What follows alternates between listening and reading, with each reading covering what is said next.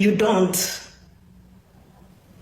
demolish, scatter, destroy the building that have sheltered you when you were in distress. This congregation, these sisters that have turned to evil, demons, we are the ones, according to the letter they wrote, sent you to university. Not any other university, but the University of Abuja. To show you that they love you, trusted you, hoped in you, see you as the light of the congregation. They made you a local superior of a community. Coming today, sexual scandal she's talking about, I'm not dating her, absolutely. Sister, we will be at war front to bring justice to whatever sexual harassment you may claim that happened to you.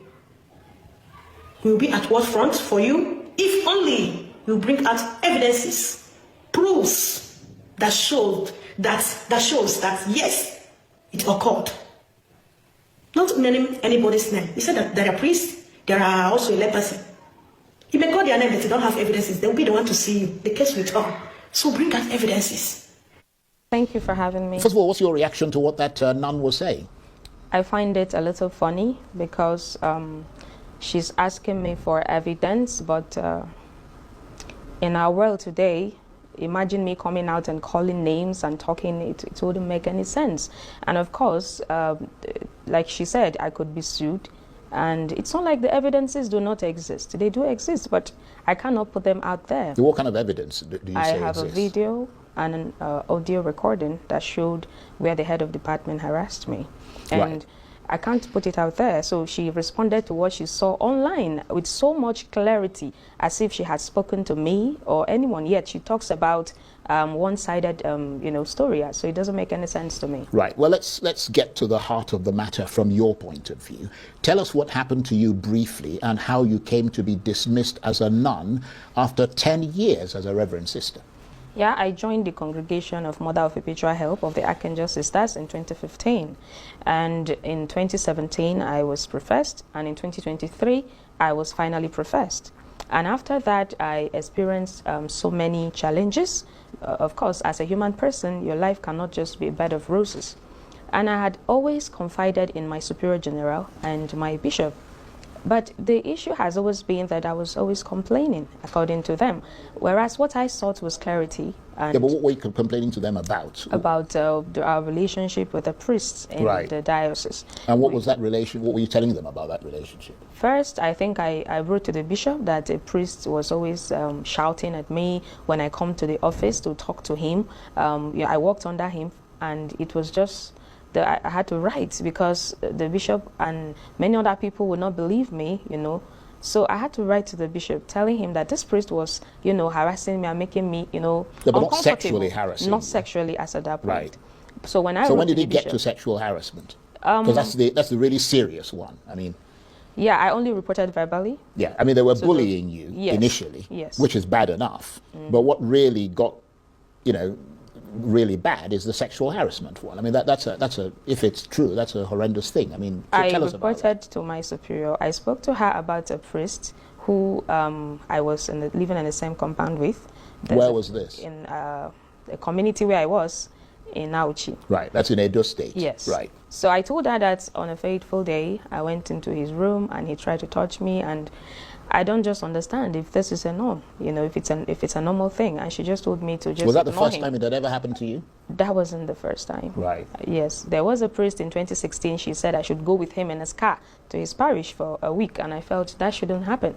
And another priest, he put his belt on my waist, trying to check the size of the cloth he would get me when I visit him. And that broke me. It gave me a lot of trauma in 2016, which is what they term madness in 2016. Right. And you reported this harassment? I did. What was their reaction?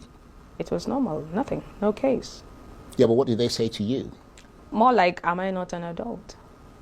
In other words, that what was happening did not negate the very principles of Catholicism, the vows that you had taken, but that they took it in their stride. They Is that what didn't you're make saying? it seem like it was a problem. Right. It sounded like it was a fairly normal thing. Exactly. Right. And then you've now, how did all this connect you to Veritas University? Now, when I complained bitterly about a priest I worked with, and they said where I worked before that they didn't like me again, the students in the hostel were complaining, and the people were also complaining according to the bishop, so he had to transfer me away from there. Where was but that? what happened actually in Imegba, a village where I worked as a hostel matron, Right. what actually happened was the priest was not given enough money for feeding of the hostel students. I had to use my salary to cover up for parts of the feeding.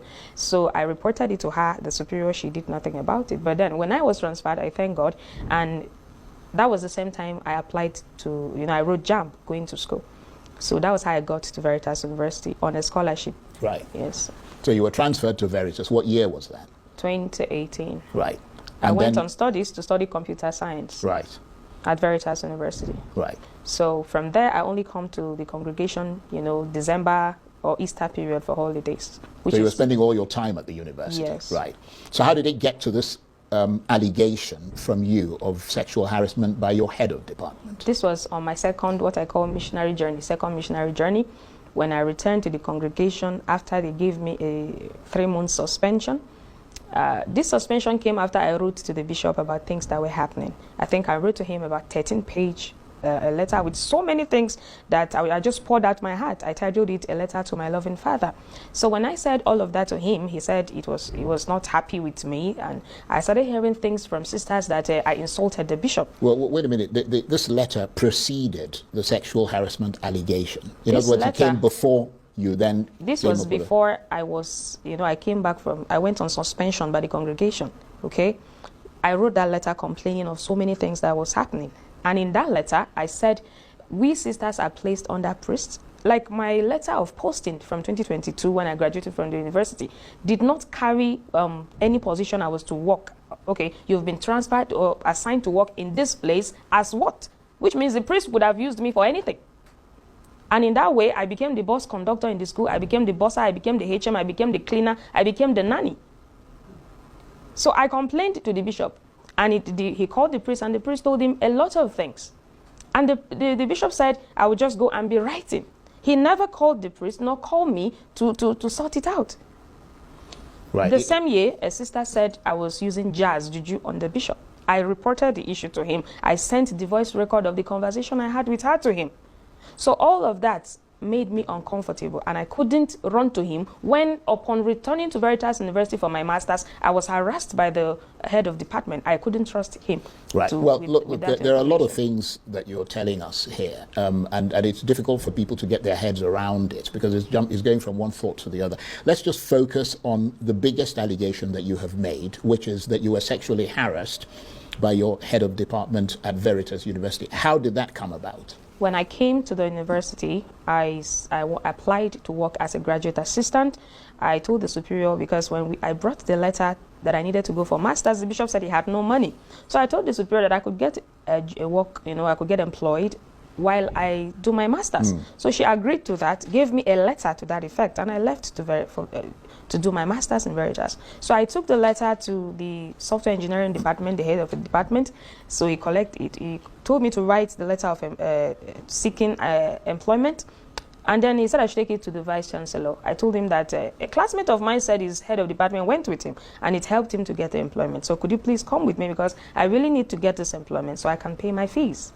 And he said, okay, and he went with me to the Vice Chancellor's office. Upon our return, he said I should come with him to his private office. And that was when he came at me and tried to kiss me and held my body. And it was very terrible. I couldn't react. I froze. And afterwards, I spoke to some staff and some colleagues. I got the employment quite okay. But I started, being fearful of him and avoiding him. And you reported this to the authorities? Yes, I did. You appeared before a panel? I went to the chief medical director of the university. That was in December, and I told him my head of department was harassing me. And he said I should come to him if he does it again. So I felt that was not okay. So I didn't come to him when he did, harass me other times. So I reported to the university because a student of mine in 200 level said the head of department tried to touch his classmate inappropriately. As a mother, even though I'm a sister and not married, that instinct is there, and I felt that this has to be reported. So I sought evidence and reported it to the university. They called me to a panel and tried to pressure me into giving up the case. Right, so that was how they responded to your allegation? Yes, that he is a key... Was there any attempt to investigate it?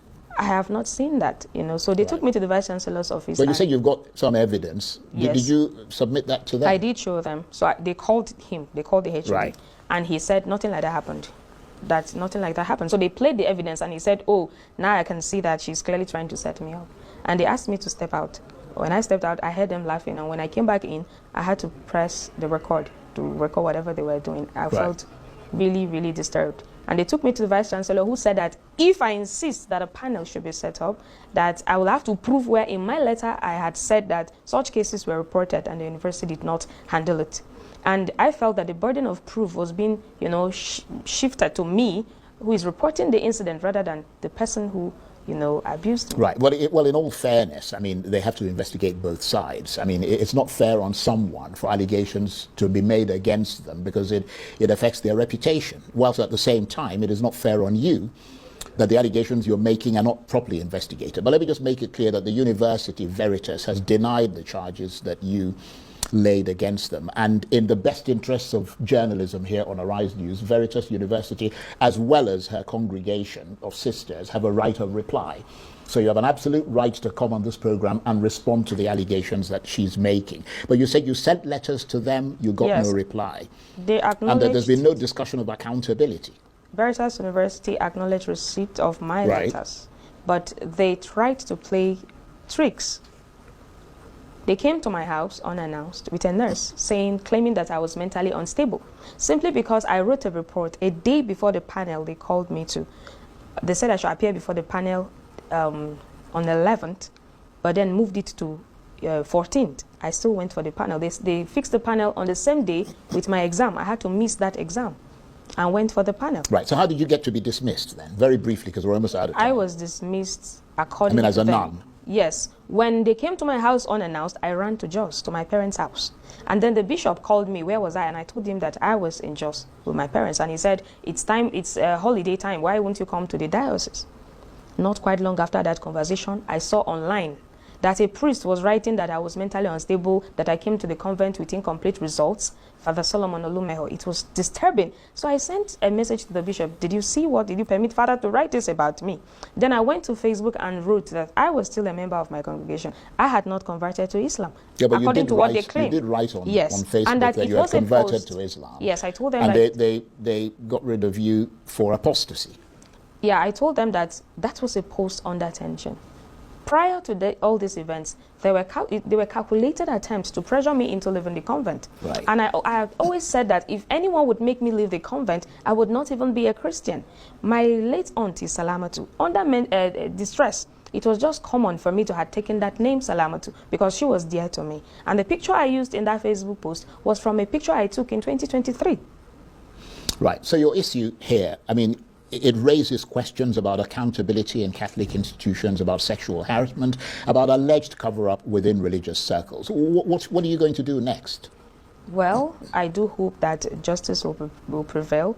I submitted another letter telling the university that whatever they wrote in my termination of appointment were false.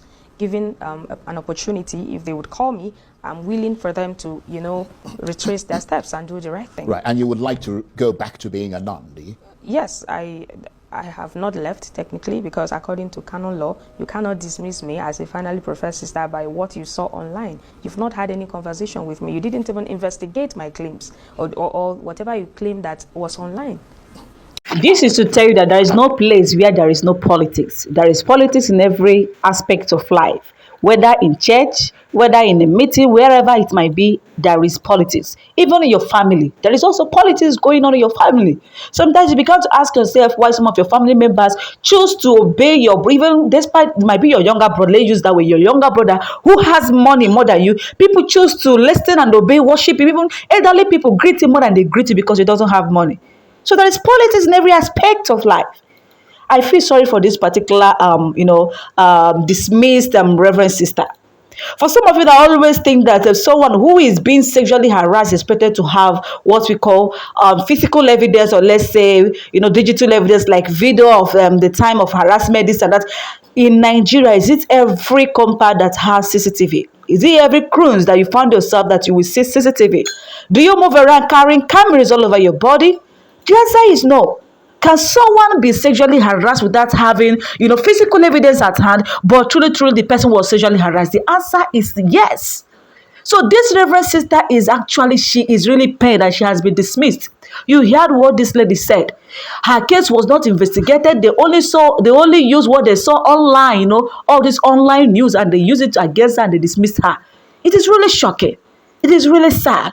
This woman said that justice must be served. Enough is enough. And the Reverend Father who sexually harassed her is still moving freely. Nothing was done against the man, but only she was found faulty and she was dismissed. Is this not biased? A woman who came out, who refused to marry, she dedicated her years of life to Christ.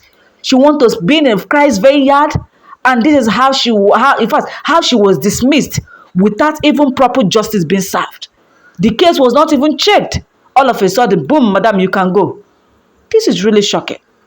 This is some of the reasons why you see some people tell you that I'm no more going to church. I will never go to church again. Because they have seen so many things that are being committed by these people they call priests, the way they are behaving, the way, in fact, they are not even living by example. When people look at all these things, it withdraws their minds, but it sets them back from going to church. And you see some foolish, let me not use the word foolish, before Christ at Bomoko. You will see some Nigerian Christian pastors who will still continue to be committing all kinds of heinous crimes, thinking that one day that their crime cannot be known by the public. Forgetting to know that in this life, no matter how hidden whatever you are doing is, one day it must surely come to limelight. And that is fact. Honestly, I feel for this reverend sister. May God console her and give her nothing but the best justice. That man in question should be brought to justice. And I'm in support of this lady's statement regarding this. So what is your opinion regarding this news, my people? This story is really touching. Please kindly share and drop your opinion in the comment section. If you have not subscribed, don't forget to do so. Thank you guys, and don't forget to drop your opinion in the comment section.